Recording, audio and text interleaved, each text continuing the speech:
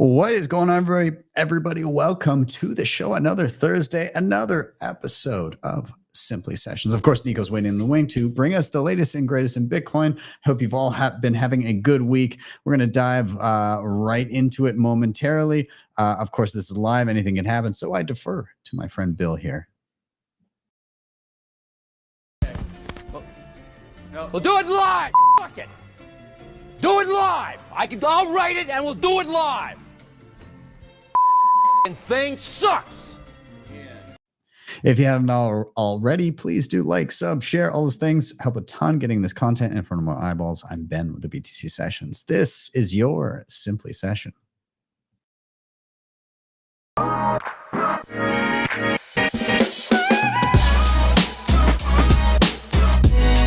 Hodl the Bitcoin.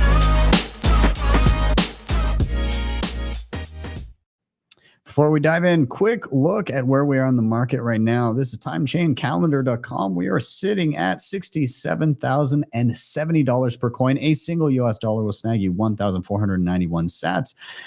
In terms of fees, 9 sats per VByte next block, which is actually surprising to me given the shitcoins on Bitcoin that were going down the other day. But hey, back to single digits. And in terms of Bitcoin mined, 19.76 million of them. That's 94.13% of the total supply. Let's hit a quick shout out to our sponsors and then we'll dive in. See you guys in just a second. Bitcoin Well is on a mission to enable independence by being one of the easiest and quickest ways to purchase Bitcoin in Canada and the US. And the best part about it, every buy goes directly into your own self-custody. They never hold your coins. You can add a Bitcoin address as part of onboarding. There's a transparent 1% spread, no hidden fees, no withdrawal fees. Plus they have KYC free sells and bill payments on their website. They're also a publicly traded company under the ticker BTCW on the TSXV. Check them out over at bitcoinwell.com. Check out my full tutorial on how to use them, and you can check out the links in the show notes down below and sign up today. CoinKite.com has some of the best hardware on the market today to secure your Bitcoin. The Cold Card Q is an absolute powerhouse and is my daily driver. And on top of this, they have plenty of other goodies, including the Mark IV, the Tap Signer, Open Dimes, the Block Clock, and much more. If you head over to their website, make sure you use code BTC Sessions at checkout to get a nice discount. Links are in the show notes down below. All right, we are back in. Let's get Nico up here on the stage. Yo, buddy, how's it going, man? Yo, what's up, dude? Live from Paris. I had this beautiful backdrop ready for you guys with the Eiffel Tower in the scene and everything, but apparently they turned it off at midnight. But anyways, happy to be here. Rugged. What are we gonna do next week? That should be interesting. Yeah, I guess we're both in Switzerland for Lugano Plan B. We'll figure something out. We'll do something Swiss, I suppose. Yeah, like maybe we have fondue. Just slices of Swiss cheese everywhere. Swiss chocolate.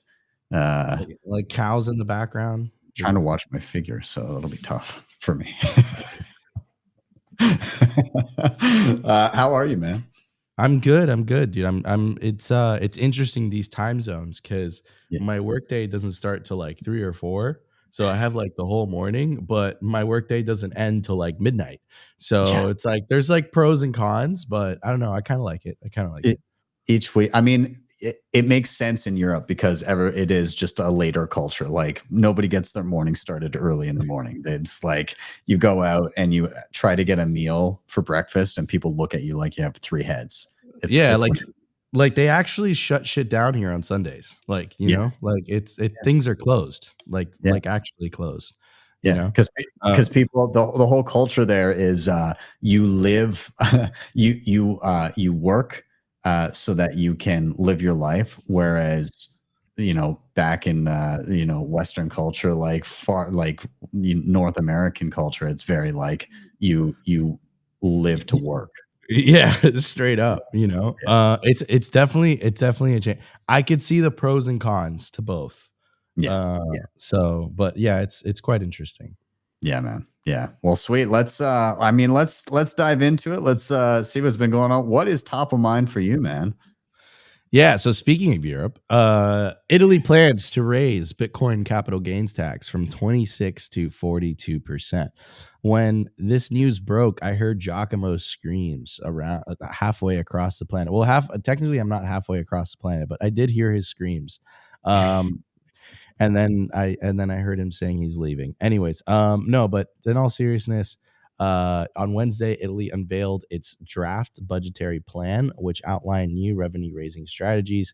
The proposal to hike Bitcoin taxes accompanies the country's aim to generate 0.2% of its GDP, translating to approximately 4 billion euros. The plan also includes raising funds through new tax regulations targeting banks, insurance products, gaming business licenses, and adjustments to the web tax. According to the deputy finance minister, um, this is a reaction that was based on Bitcoin and, quote, the phenomenon is spreading, and they're referring to Bitcoin. The new budget measures are still awaiting approval from the Italian parliament, with a final vote anticipated by the end of the year. If enacted, a 42% capital gains tax on Bitcoin would make Italy one of the highest tax countries for cryptocurrency in the world.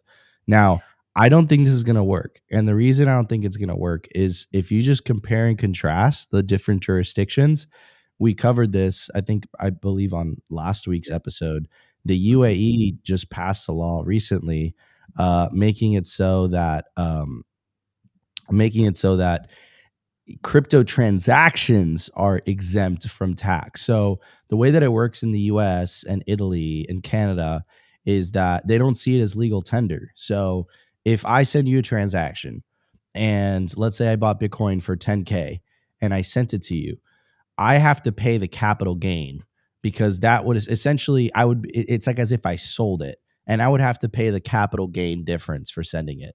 The UAE is coming in and saying, you know what? No, this is just a transaction. You don't have to pay a capital gain. And in El Salvador, where it's legal tender, it's treated like money. So, for example, if you go to Europe and I'm using my American debit card and then my bank like does the exchange and blah blah blah, I'm probably getting effed and all that stuff. But the point is that even if the euro gains against the dollar, I don't have to pay the capital gain on that because there's laws in the books where it makes it like a fair exchange, a fair thing. But because Bitcoin isn't viewed as money, there isn't a fair exchange. It's seen as a commodity. But it's interesting though because that's as it relates to taxes. But as it relates to KYC and AML and sanctions, it's treated like money by law.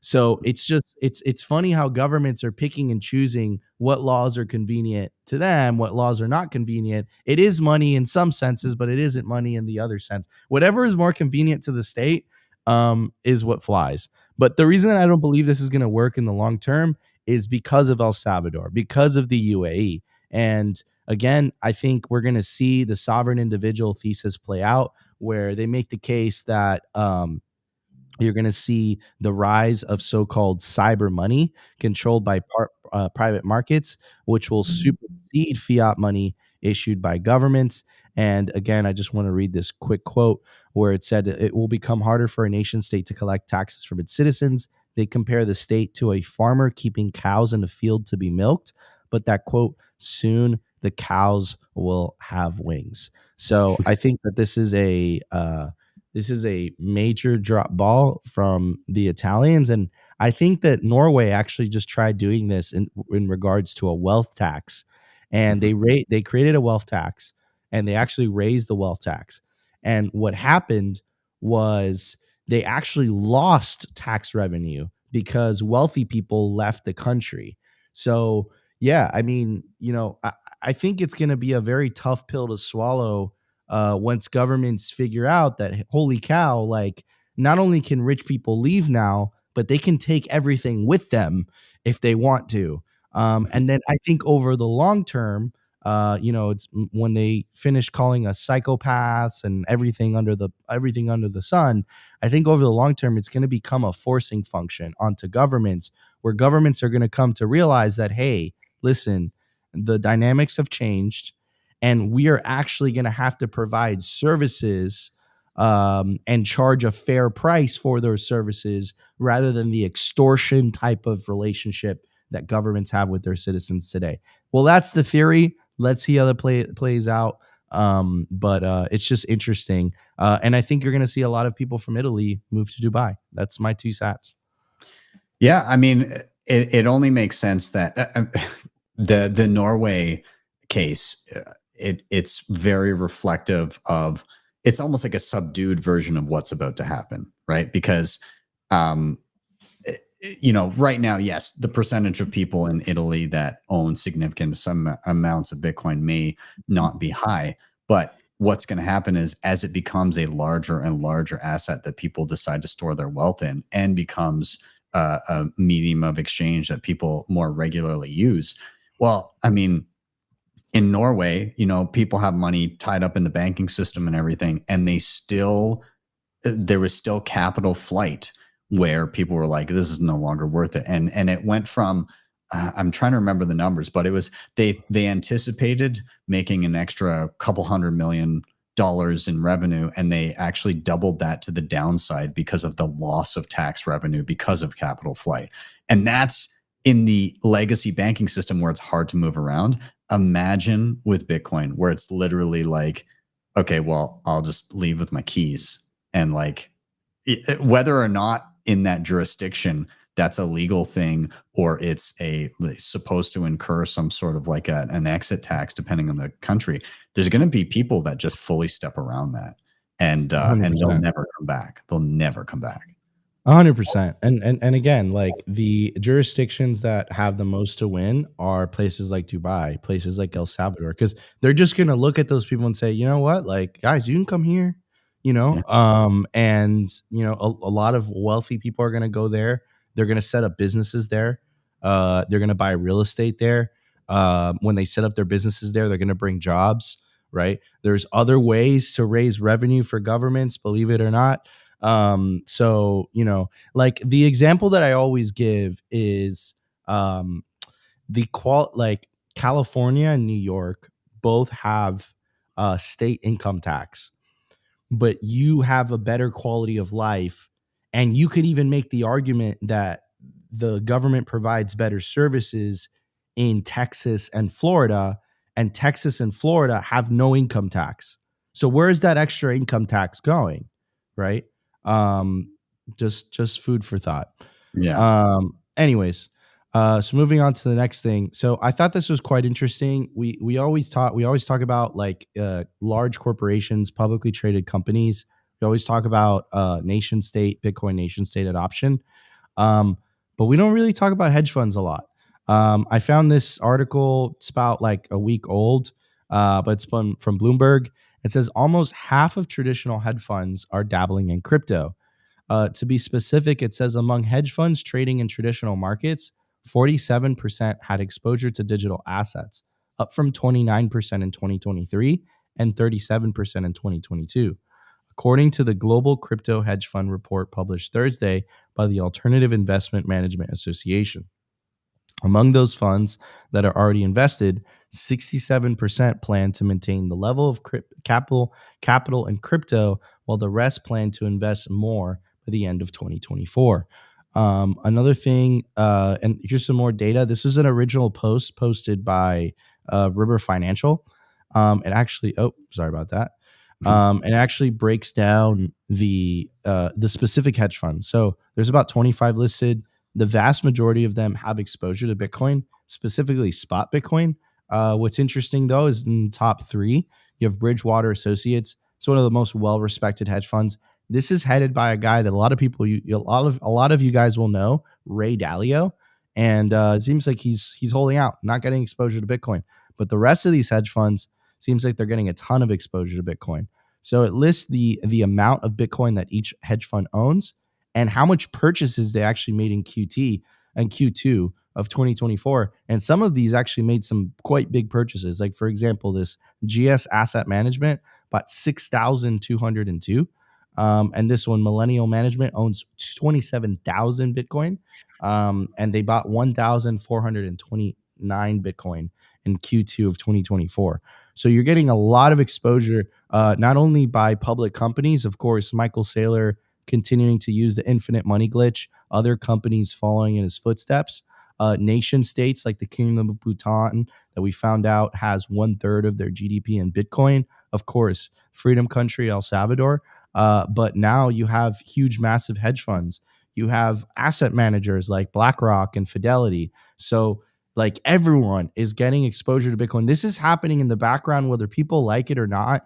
This is the reality of the situation. Bitcoin is here to stay. Everyone who is an actual player, and it's not only that. Like you have Goldman Sachs, you have Wells Fargo, you have J.P. Morgan, I believe. You have the second largest bank in Europe, BNP Paribas. You have the Wisconsin Pension Fund. Like everyone has some type of exposure to Bitcoin, either through spot Bitcoin, exposure via the ETF, or exposure through MicroStrategy. This thing isn't going away. This is the beginning of the institutional adoption of Bitcoin, and this is year one of this. And I think that this trend is going to continue for the next 10 years or so. Yeah, it's funny when you pointed out Bridgewater and Ray Dalio. I'm it it it's funny because he's on the cusp of getting it, but his one sticking point that he always pulls out is he thinks that the government can just shut it down. Like he hasn't figured out, oh, they'll just ban it. They'll just ban. Like I don't know why he hasn't gone deeper into examining that and like why that's not possible, and like why that's now very unlikely based on it's being integrated rather than being banned. It's like, oh, we're gonna shove it into the legacy financial system and everything like that, and try to like people are trying to profit off of it and everything through that. I wonder if his reasoning is still there and he's just kind of stuck on that point. It's a weird point for him to be stuck on, given that we've seen instances of banning just fully not working. Yeah, and also like at this point, and you have a very important election coming up here in the United States, and with Saylor and BlackRock, like this isn't going away, right? Like this is not going away. Bitcoin has entrenched itself in the finance. Like I'll put it to you this way: these hedge funds all have a tremendous amount of political weight. You know what? Actually, this is a perfect segue to my next story. Okay, let me actually find it because this is great because we've been waiting for this moment for all our lives, and it's finally happened. I'm going to talk about Kamala Harris. So we have been talking about Trump for a long time, and we've been saying, you know what, Trump is positive for the industry. He says he'll protect the right to self-custody, and he'll protect the right to mine. And we've been a little bit critical of the Kamala Harris campaign because they've been quiet on Bitcoin and the crypto industry. Well, that has changed. Now, what I will say is I promised that I would wear a Kamala shirt. This isn't exactly what I would have preferred. I believe this is a step in the right direction, but I believe it's a little bit off the mark. And I just want to preface this by saying, YouTube, these are her words, not mine. But this is real, and this came from her Twitter account, and I'm going to offer no opinions. I'm just going to read it. So says Harris Wallace policy: Kamala Harris will create an opportunity agenda for Black men. And one of those things, as it relates to Simply Sessions, says she will protect cryptocurrency investments so Black men who make them know their money is safe. I don't know what that means. What does that entail? I have no idea. Also, like, is it just applying to a certain set of group of people? It's not applying to everyone. I will say, though, is that this is great. This is phenomenal. This is a step in the right direction. Now we have both presidential candidates that are saying they're somewhat pro crypto and pro Bitcoin. Not ideal, in my humble opinion, but definitely a step in the right direction, and also a testament to the influence of Bitcoin in our movement. She wouldn't be saying this unless she felt like she was gaining votes. I don't agree with the method, but I'm gonna give credit where credit is due. Kamala, yeah. The specificity is what gets me very. I also wonder, how would you specifically protect a certain segment of the population to ensure that they specifically have safe money in cryptocurrency investments? I'm not sure how that would exactly play out, but maybe like some free hardware wallets sent out based on skin color. I don't know. Yeah, but is that how it's gonna work? You Yeah, know? yeah, like let's test your melanin net levels and send out cold cards for those that apply. I don't know. Is Oh that my how we're god. gonna roll this out? I'm not sure.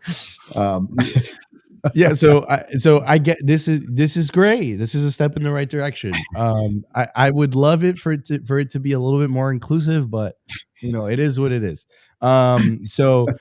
Here's Alex. In all seriousness, though, here's Alex Thorne. This is a lot of information. I don't know if we'll have time to break all of it down, but I'll focus on a couple of them. But Alex Thorne, great guy. He's the head of research at Galaxy. Excuse me. oh, good. Um, and he released a so-called policy scorecard. And he differentiates between the Biden administration, the potential Harris Walz administration, and Trump Vance administration. So it's color coded and everything. It's great. Like I said, it is quite long. So I'm going to focus on. I think let's focus on the SEC sanctions and self custody. So first, the SEC. So obviously Biden has been terrible in this regard. He said he would veto SAB 121. Harris has been a little bit more positive. She says that her administration would, quote, encourage innovative technologies like AI and digital assets while protecting our consumers and investors, which could be seen as a nod towards financial regulation policy for digital assets, though the statement doesn't clearly signal a divergence from the Biden administration. Behind the scenes conversations, though, suggest Harris is targeting a slightly more constructive approach. And you see this with Mark Cuban behind the scenes as well. And of course, with Trump, he's been extremely supportive. He went on at the Nashville. He literally said, "I'm going to fire Gary Gensler twice," to a roaring crowd of applause. Now, let's talk about sanctions. So I think this is going to be one of the most contentious issues with government, specifically the U.S. government, because the U.S. government gets a tremendous amount of power through their U.S. sanction policy. So they essentially weaponize the dollar, and they use that against enemies of the U.S. government. So, for example, like with the war in Russia, the Russia and Ukraine war, one of the first things that they did was they froze the account of Russian nationals and accounts that they thought had some connection with the Russian government. Problem is that with Bitcoin, and we were making jokes about this, you and I, Ben. With Bitcoin, it's like they would release lists of Bitcoin addresses, and they would say this address is sanctioned, but they wouldn't have the keys to that said address. So that isn't freezing money, that doesn't come with the same power. I don't think current U.S. sanctioned policy is compatible with an open monetary network. And that's going to be a very tough pill to swallow for bureaucrats that have been used to controlling the money. I think you guys just did an episode on this for Tuttle Twins, right? Yeah. Yeah. So, I think this is going to be a very tough pill to swallow for all governments. The fact that they're going to not have the ability to control the money of which their citizens use. And I just don't think we've even crossed that bridge yet. But Alex breaks down the different approaches. So Biden is negative, Harris is negative, and Trump is negative as well. I don't expect this to change.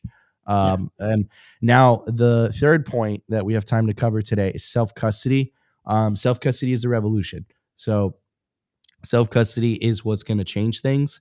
If enough people in the population are holding their Bitcoin in self-custody, I think it changes things over time. He breaks it down. So first, from Biden, no overt attack on self-custody, though the Treasury Department has sought the authority to label non-custodial wallet providers as money transmitters. Harris is unclear and likely no change from Biden. Harris has made no statements nor offered any policy guidance on self custody, though similar to Treasury, some of her advisors have been hostile in the past. Trump is somewhat positive. Trump pledged to protect the right to self custody during the speech in Nashville in July. He is likely to be supportive, though the risk of U.S. government default and pressure from Treasury terrorism financing may soften his stance slightly. And it's also officially part of the Republican Party platform as well. But again, it's very important to, everything's fine and dandy until the government defaults and they have to do a 6102 order, bro. Yeah. So, I mean, like, these are the clear differences between the different administrations.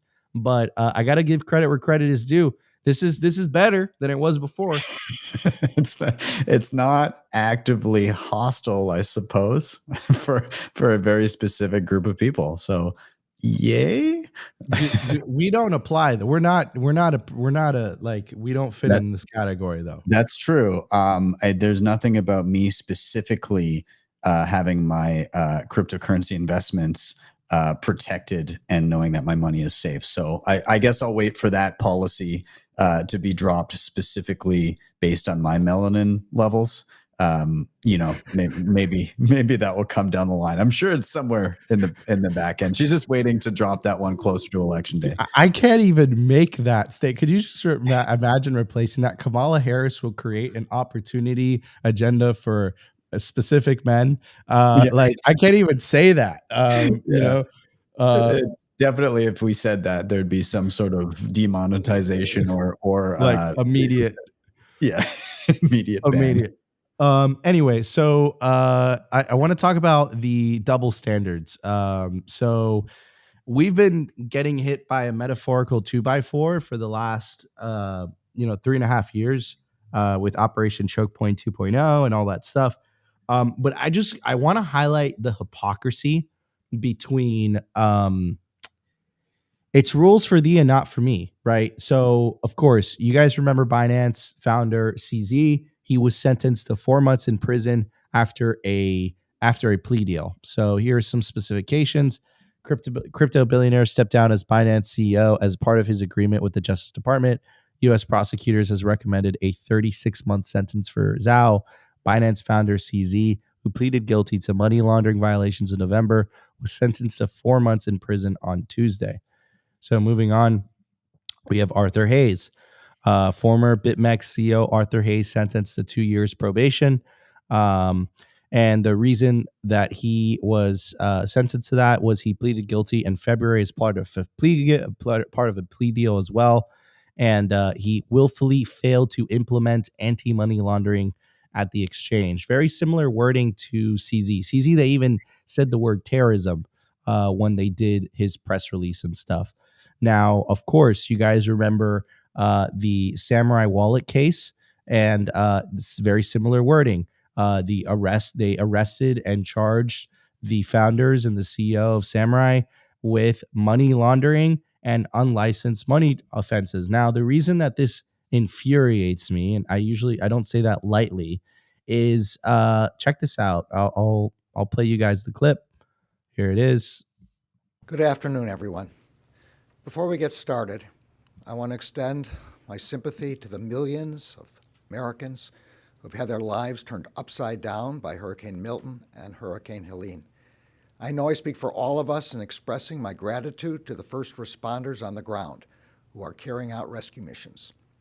And I want to thank all the volunteers who are helping their neighbors get through these storms. And now to the subject of today's announcement. Today, TD Bank pled guilty to multiple felonies, including conspiring to violate the Bank Secrecy Act and commit money laundering. TD Bank has also agreed to a $1.8 billion criminal penalty. Combined with civil enforcement actions announced today by other agencies, the United States will be imposing a total of approximately $3 billion against TD Bank. TD Bank created an environment that allowed financial crime to flourish. By making its services convenient for criminals, it became one. Today, TD Bank became the largest bank in U.S. history to plead guilty to Bank Secrecy Act program failures, and the first bank in history to plead guilty to conspiracy to commit money laundering. This is also the largest ever penalty under the Bank Secrecy Act and the first time the Justice Department has assessed a daily fine against a bank.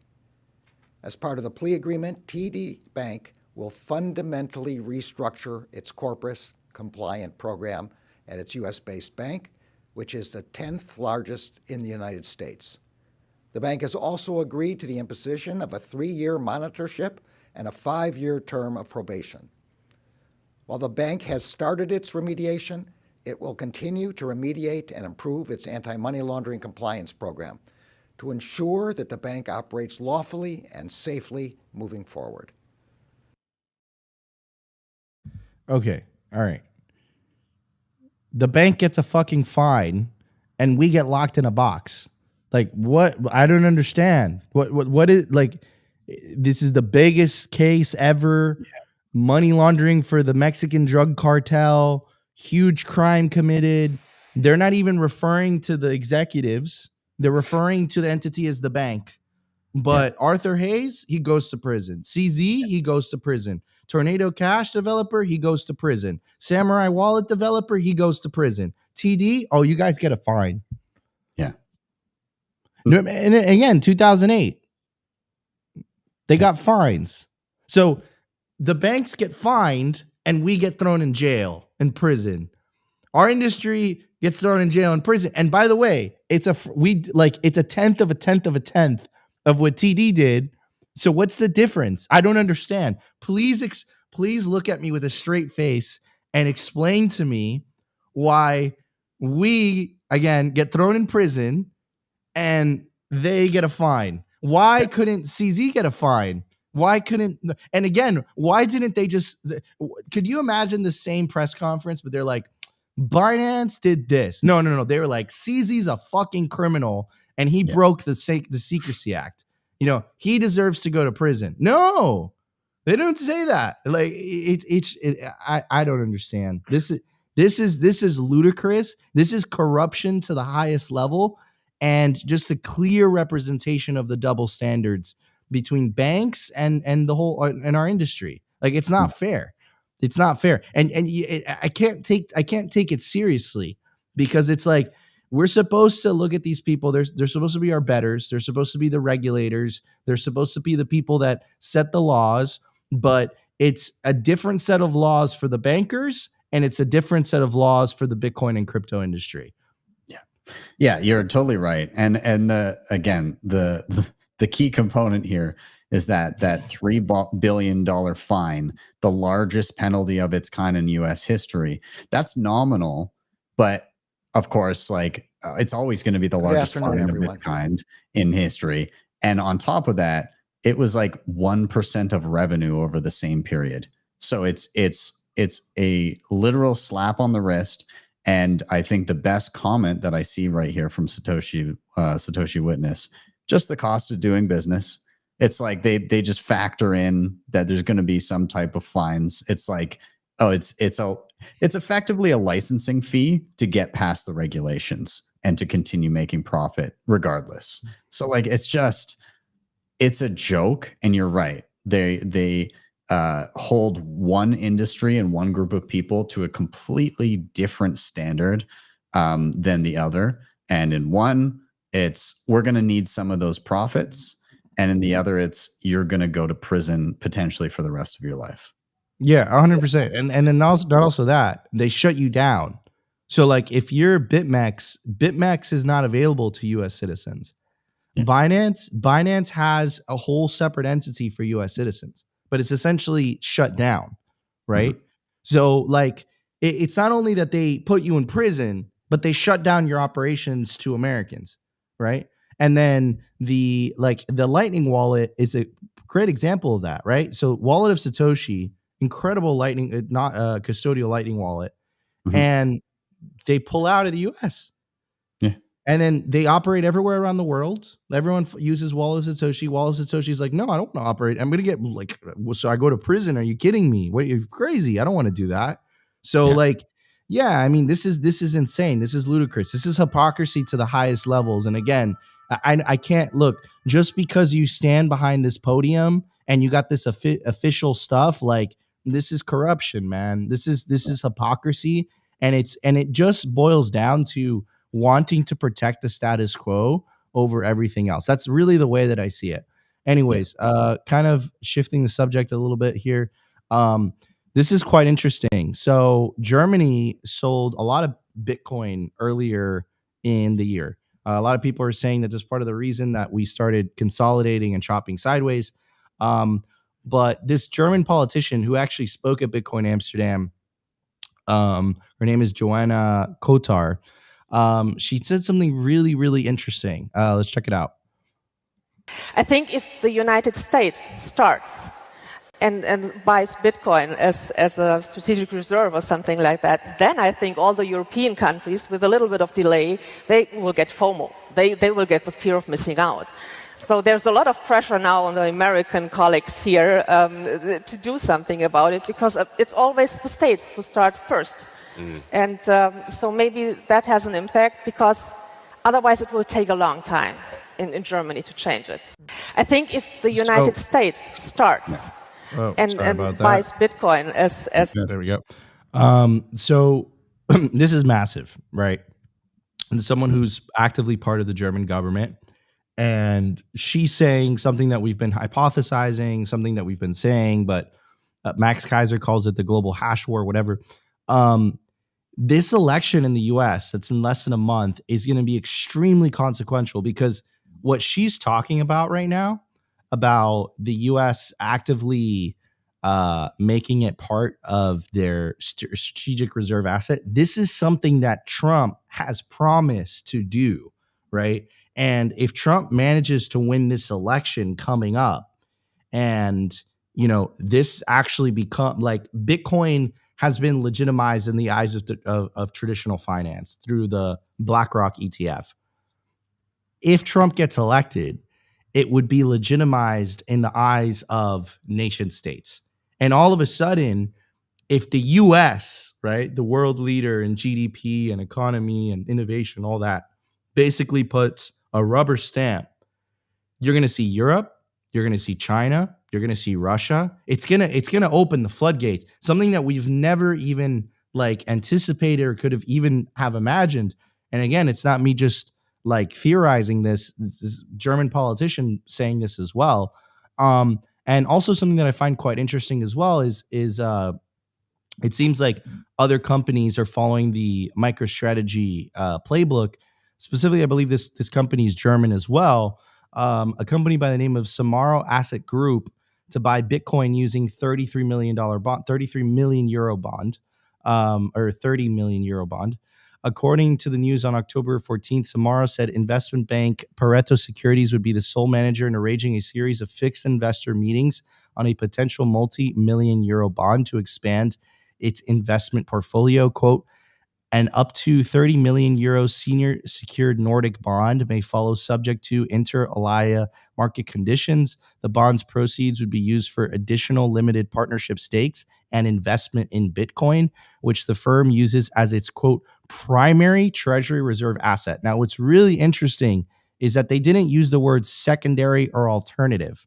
They said primary, right? That is really effing exciting.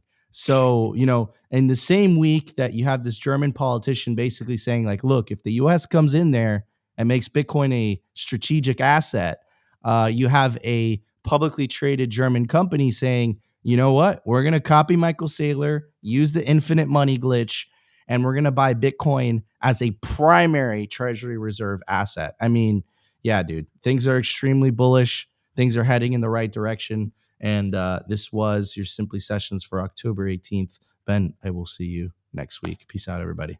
Oh, yeah, man. See you soon. Thanks so much, buddy. All right. And everybody stick around, because when we come back from a brief break, we're going to be giving away some free sats. Get your Lightning wallets ready. Get your cameras ready, because the first person to scan the QR code when you get back is going to win some sats. So we will see in just a second after a quick shout out to our sponsors, and following that, we'll also be hitting up all the tech updates, all the latest, and what has been going on with the tools that you need to secure your Bitcoin. So we'll see you in just a moment. Speed Wallet is a Bitcoin Lightning wallet built with simplicity in mind. Spend and receive with ease, claim your own Lightning address, shop your favorite gift cards, and even earn rewards when you spend. Head over to speed.app to download the app on your mobile or desktop today and use the link down below to get 5,000 sats for free and have the chance to win even more. Keeper is a fully open source Bitcoin app created to help you stack sats long term. Easily use your hardware devices or assisted keys to create multi-sig wallets and plan your inheritance. Head over to bitcoinkeeper.app to download the app and use code BTC Sessions 30 to get a 30% discount on your first subscription. Debify.com allows you to borrow against your Bitcoin in a non-custodial way. Collateral is held in a 3 of 4 distributed multi-sig with trusted parties. It provides institutional liquidity providers, loan periods of up to 5 years with flexible conditions and the best rates. And best of all, no rehypothecation of your funds. If you want to check them out today, head over to debify.com or hit the link in the show notes down below. All right, we are back in, and I hope you guys have your Lightning wallets ready because we're about to give away some sats. I'm here on bitcoinwell.com. If you're unfamiliar, they are in Canada and the US, an excellent spot to be stacking sats. And they also have this handy fun little game that you can do on your home screen. And the way it works is when you sign up, when you purchase Bitcoin, when you refer friends, you earn points, and those points can be used to throw coins into the Bitcoin wishing well, which can get you rewards in the form of cold hard sats, anywhere from 500 sats all the way up to 1,000,000 sats. So what we're going to do is we're going to toss a coin in the well right now, and the first person to scan that code with their Lightning wallet will receive all of the sats that were won. So I'm going to hit play now. We'll redeem 500 points. And off it shall go into the well. I'm going to blow it up a little bit so you guys can get that. Ooh, 2,100 sats. Nice. So I'll give you guys a minute to give that a scan. Congrats to whoever gets the free sats. And if you do, please do let me know in the chat or in the comments or wherever you're watching this.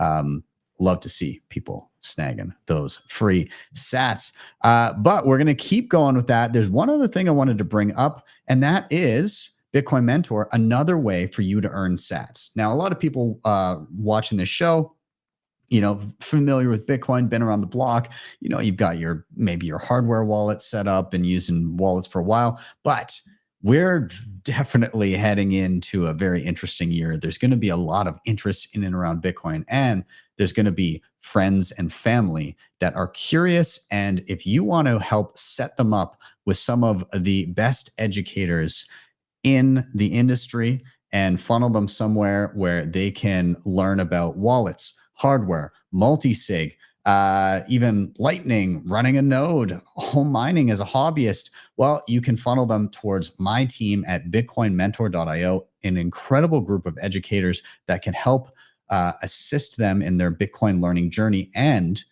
with every single session that somebody books referred by you as an affiliate of Bitcoin Mentor, you earn $21 in Bitcoin.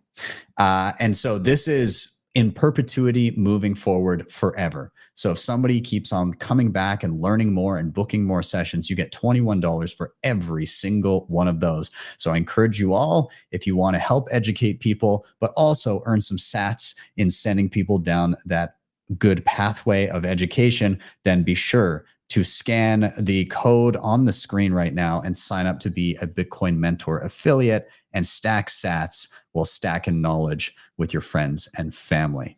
Anyways, with that, we are going to move in to the updates. A number of things I want to touch on today. Number one, I just got to say that the new episode of Tuttle Twins just dropped today. And I'm in it in cartoon form. I watched it just before coming on here to do the live show, and I watched it side by side with my daughter, and she had a blast watching it too, and it was a lot of fun.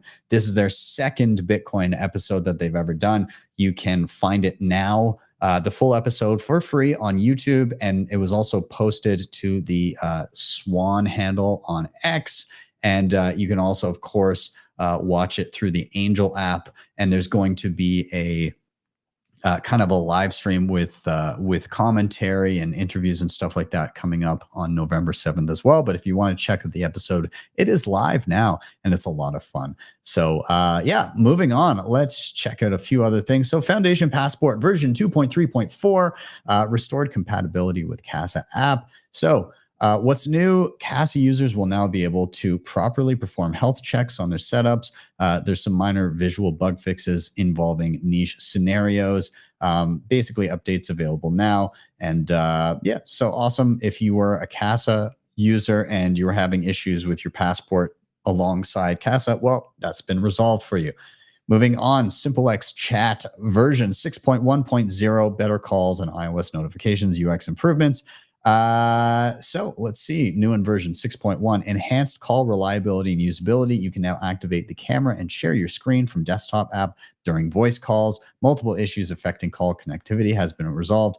Better iOS notifications and better user experience. So new conversation layout, customizable messages rather, improved switching between user profiles, faster deletion, moderation, and forwarding of messages. Now, why am I bringing up SimpleX Chat?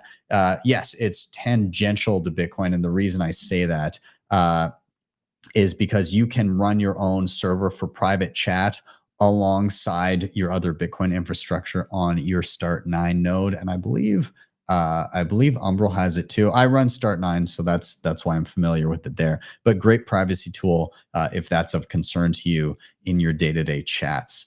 You can download, not only download the app, but host your own relay on your own hardware as well. Moving on, Zeus version 0.9.1, Bolt 11 blinded paths, inbound routing fees, and more. So what's new? Bolt 11 blinded paths. Zeus enhances user privacy with wrapped invoices when using Olympus Lightning Service Provider, and now blinded paths, which conceal public keys and specify encrypted payment routes. Users can activate blinded paths via the receive view toggle when the LSP is off. Inbound routing fees. Routing node operators can now set inbound routing fees for their channels.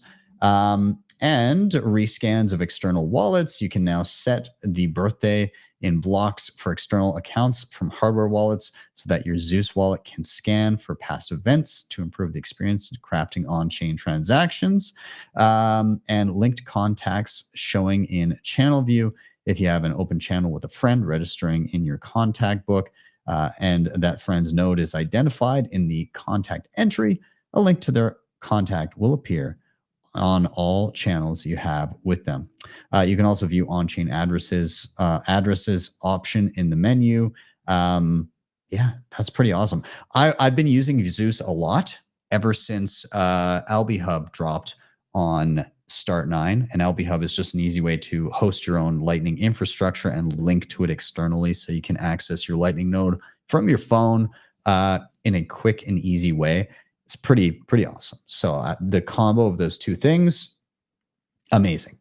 Moving on, Fountain version 1.1.5, pay Bolt 11 invoices, artist pages, library movements. So Fountain is basically a Lightning-powered value-for-value podcasting app and a Nostr client. So this new version features a streamlined content library for better performance, the capability to pay Bolt 11 invoices directly through the podcast app, and a dedicated artist page where you can view all tracks by a specific artist. It's now possible to pay anything in Bitcoin with your podcast app. Next time you're buying a coffee, you can pay in Bitcoin, open Fountain, scan the invoice, and watch the cashier lose their mind, said the project in a blog post. So what's new?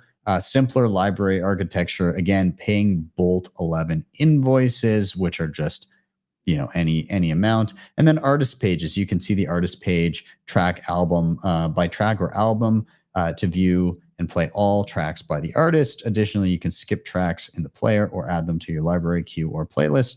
Anyways, super awesome. Love to see the proliferation of value content. Fediment Web SDK, building eCash into the web. And so this is a toolkit for building Fediment and Lightning wallets in the browser. This is interesting because, I've been playing with Fedimints and the Fedi app, and I'm learning the ropes of setting up mints and all that kind of stuff. Very interesting ecosystem. I love the privacy afforded with it. I think it's a great idea for small communities, things like that. But you've been kind of roped into just the Fedi app. And I think with this SDK, you're going to see more tools pop up. So you have optionality where people can spin up a mint. And this is just a protocol where anybody can do this. And then you have your choice of interface instead of, being very limited there. So that's great. So with this WebAssembly powered client, eCash payments, Lightning payments, state management, privacy included, framework agnostic. Again, that's kind of the key thing here. Agnostic in choices of how you view and interact with the network. I think that's great. So good to see Fediment kind of opening up to the world at large. Okay, I had to bring this up. Guys, we're about to go into another bull run where there's going to be another hard lesson learned by many people. And there's been many lessons learned over the various cycles of years past. I think that 2017 with the ICO bubble kind of gave the first major push to Bitcoin only. Like all of these other shitcoins and crap that have been popping up, people are like, oh, wow, this is all garbage. Like, why wouldn't I just go Bitcoin only? And not everybody learned that lesson. Some people are still in the process of learning that lesson, but here we are. Fast forward to the next cycle in around 2021. A lot of people that settled in on Bitcoin felt, like I'm a genius. I figured it out. I figured out the trick. And then they levered up and they were like Bitcoin only, and I'll use leverage to get more Bitcoin. And what happened? Well, rug pulls abound, liquidations abound. People end up with less Bitcoin than they had before, unfortunately. So that was another big lesson there. And custodians, right? Rug pulled by FTX, things, and all of that stuff. Well, I think this is the cycle of learning that just because something is on top of Bitcoin doesn't mean it's a good idea. And this is one such thing with all the ordinals and everything. Ord.io tweeted out, a 1 ounce gold bar was just tokenized to the Bitcoin blockchain for the first time by Swarm Markets and Ordinals bot using the Ordinals protocol. The owner of the old gold bar inscription can redeem it for an in real life gold bar at any. The main point being, as I wrote here, this is functionally no different than buying a paper representation of gold. The physical asset is not locked to the token in any certain way. You're relying on the auditor to confirm that the gold is indeed there, and you rely on the custodian to actually redeem your claim for the physical item. Both of those, as anything, when you're not having the physical thing itself, are risks. And just because the token representing the physical item is on a blockchain doesn't change anything, even if it's on the Bitcoin blockchain. It doesn't make a lick of difference. It's still, you're representing something in the physical world, an owned piece of property with a token on the Bitcoin blockchain. Just because it's difficult to change the data on the Bitcoin blockchain, you can't go and reverse transactions, doesn't mean that that applies to the real world item as well. somebody can take the gold. The person allegedly holding the gold for you cannot actually have it. They could lose it. They could steal it. They could have it stolen from them. That's not fixed by putting a token anywhere. Yes, of course, on a shitcoin, those, they can be, co-opted. They can be shut down in some instances. They can be, transactions can be reversed. But even though Bitcoin is like the most robust, decentralized digital currency on the planet, if you tokenize physical items on top of it, it gives you no guarantees. It just gives you a greater certainty that your transaction of the token representing the digital item won't be reversed. But that means sweet shit all when you go to redeem your digital token and the bar of gold doesn't exist. So please, please, please think about the things that you allocate your capital into. Just because it's on top of Bitcoin doesn't mean it's a good idea. Or better yet, a better way of phrasing it, and hat tip to Francis Pouliot, who said this to me years and years ago. If it's a bad idea on a shitcoin, it's probably still a bad idea on Bitcoin. Take that for what it is. Be careful out there. Also, don't buy Trump's shitcoin. Moving on.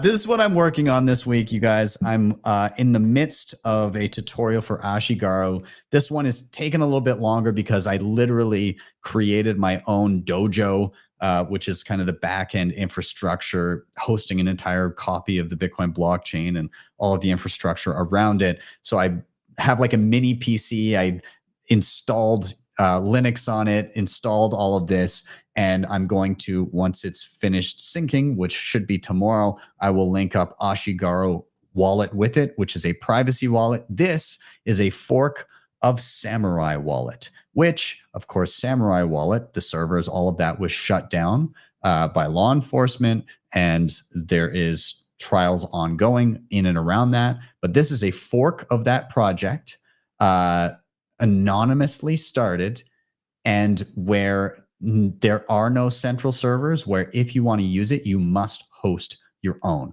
So I wanted to see how it worked.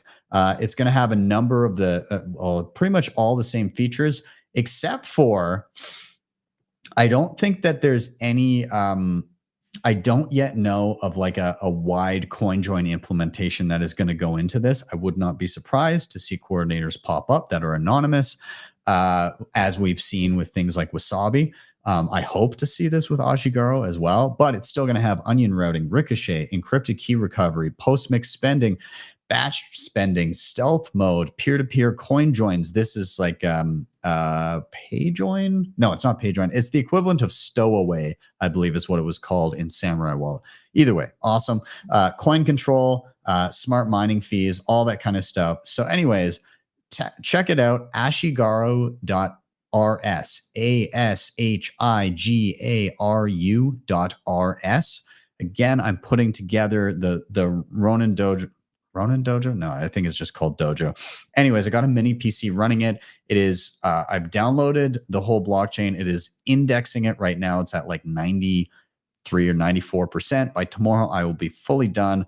I will then kind of document my experience using the mobile wallet and linking it. And then once that's all done, I will put it all together and put it out. But very, very interesting. Excited to see that finish up. I'm looking at it right now. And then finally, a couple other things. I'm going to be headed to the Plan B Forum in Lugano, Switzerland. Lugano being a town in Switzerland that is basically creating a Bitcoin circular economy there, which is really, really cool. I'm very interested to see what like a first world, high-end kind of expensive town in Europe on a Bitcoin standard looks like. We shall see. I'll be there. I fly out next Wednesday, so I'll be getting there on Thursday, the 24th, I believe, something like that. But anyways, the forum is on the 25th and 26th. The speakers list is just awesome. I'm super excited about it. There's a lot of great people there. Nick Szabo, of course, Stella Assange, Adam Back. Again, like just the list. I mean, you can see them on the screen if you're watching Satoshi himself, Peter Todd, will be. I'm sure he'll be inundated. Poor Peter. But lots of great people going to be there. It's going to be a lot of fun. I get to do a fireside chat with Elizabeth Stark talking about Lightning.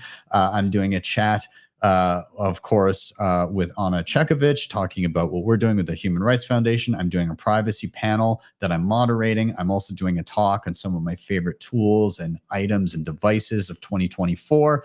I think I'm going to be doing some emceeing as well. So it's going to be jam-packed. It's going to be a lot of fun.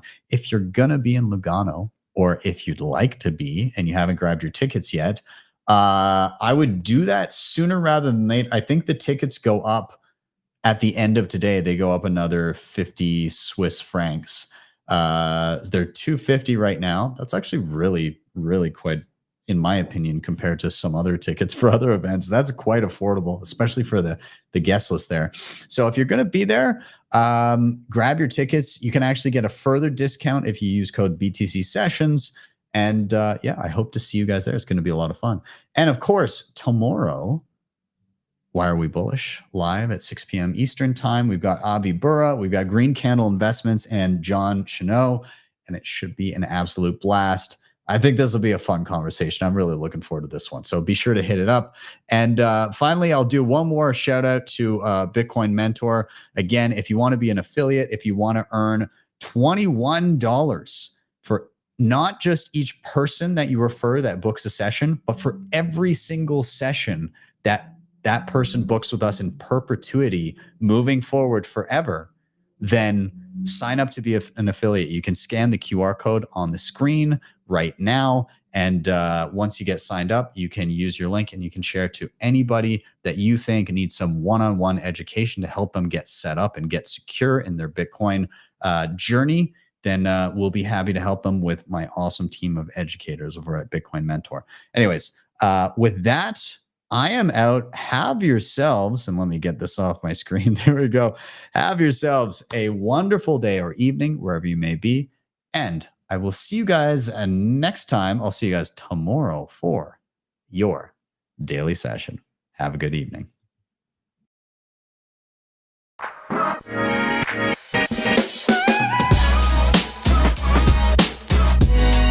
Hodl the Bitcoin.